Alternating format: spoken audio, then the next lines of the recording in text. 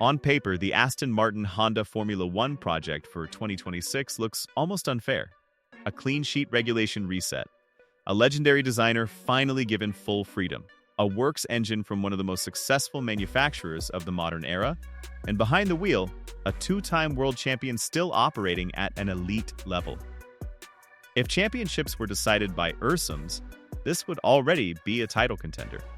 Reality, however, has a habit of ignoring paper logic, and beneath the hype surrounding Aston Martin's 2026 ambitions, there are growing concerns that this much-anticipated super team could stumble out of the gate rather than dominate it. This is not about doom-mongering or nostalgia-fueled pessimism. It's about structural risks, technical timing, and lessons Formula One has already taught, sometimes painfully. The dream combination that isn't quite aligned. Aston Martin's transformation has been rapid and expensive. New facilities, aggressive hiring, a public commitment from Lawrence Stroll to build a championship-winning organization. The headline move was securing Adrian Newey, arguably the most influential aerodynamicist in F1 history, to lead the 2026 car under a radical new rule set. Add to that a factory engine deal with Honda, and the driver lineup anchored by Fernando Alonso, and the ingredients appear flawless. But Formula One's success isn't just about ingredients. It's about timing, integration, and momentum. And that's where the cracks begin to show. A critical engine loophole Honda didn't exploit. One of the most concerning issues centers on the 2026 power unit regulations themselves. Under the new rules, internal combustion engines run a reduced nominal compression ratio, lowered from 18:1 to 16:1, measured under static conditions. Here's where things get interesting. Certain manufacturers, most notably Mercedes and Red Bull powertrains, appear to have interpreted the rules more creatively. While the FIA measures compression ratios when engines are cold and stationary, nothing explicitly prevents the ratio from increasing once the engine is running and components expand under heat. That expansion translates into marginal, but meaningful, power gains. Honda, along with several other manufacturers, reportedly took a more conservative interpretation. The result? A built-in performance deficit that may persist for much, if not all, of the 2026 season. While Honda has pushed for regulatory clarification, FIA is unlikely to mandate changes before the season begins. In a formula where thousandths of a second matter, missing a loophole isn't trivial. It's potentially season-defining. The cost of stepping away and coming back late. Honda's recent F1 history complicates matters further. After officially withdrawing from the sport at the end of 2021, Honda continued supplying engines to Red Bull under a frozen specification. Behind the scenes, however, its full-scale F1 engine program was effectively dismantled.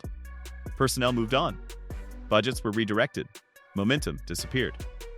When Honda reversed course in early 2023 and committed to a full works return with Aston Martin for 2026, it was already playing catch-up. Unlike rivals who had been developing next-generation concepts for years, Honda had to rebuild its program almost from scratch. This isn't theoretical concern. Honda's Sakura engine facility is world-class, praised even by figures who oversaw Mercedes' early hybrid dominance. But facilities don't design engines, people do. And rebuilding a high-performance power unit operation under a cost cap with less time than competitors is one of the hardest challenges in modern F1. A new hybrid era that doesn't suit Honda's old strengths. The 2026 regulations introduce a very different hybrid philosophy. Electrical power will account for nearly half of total output, while the MQH, Honda's former crown jewel, has been eliminated entirely. That matters. Honda's competitive resurgence with Red Bull was built on mastering complex energy recovery systems. Removing that advantage resets the playing field in ways that may not favor Honda's engineering DNA. Reports have already surfaced suggesting Honda may be behind rivals in battery technology and energy deployment efficiency, areas that will be absolutely critical under the new rules. If true, this represents a reversal of Honda's previous identity as the hybrid innovation leader. Unproven technical partnerships add risk. Compounding the uncertainty is Honda's choice of suppliers. For 2026, Honda is working with Aramco as fuel partner and Valvoline for lubricants.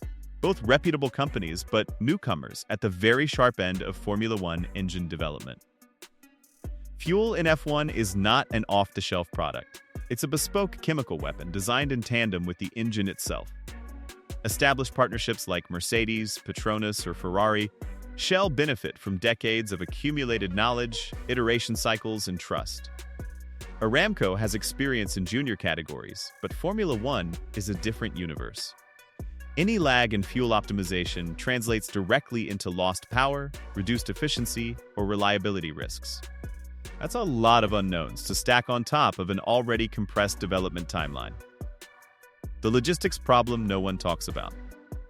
Aston Martin's 2026 project is geographically fragmented in a way few teams can match. Chassis development in the UK. Engine development in Japan.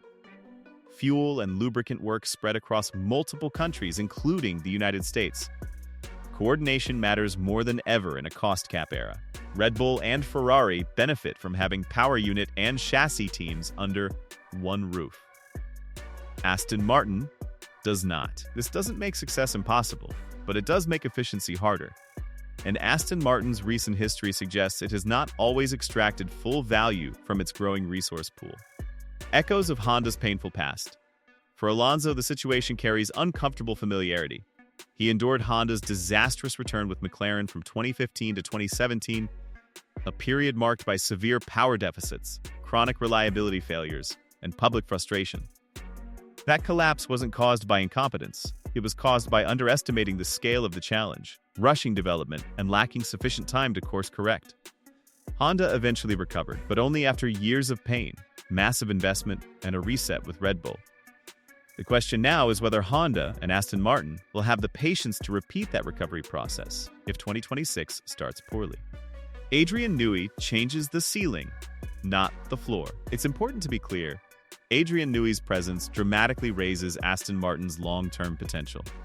Few individuals in F1 history have a better track record of exploiting new regulations. But even Newey cannot design around a significant power unit deficit.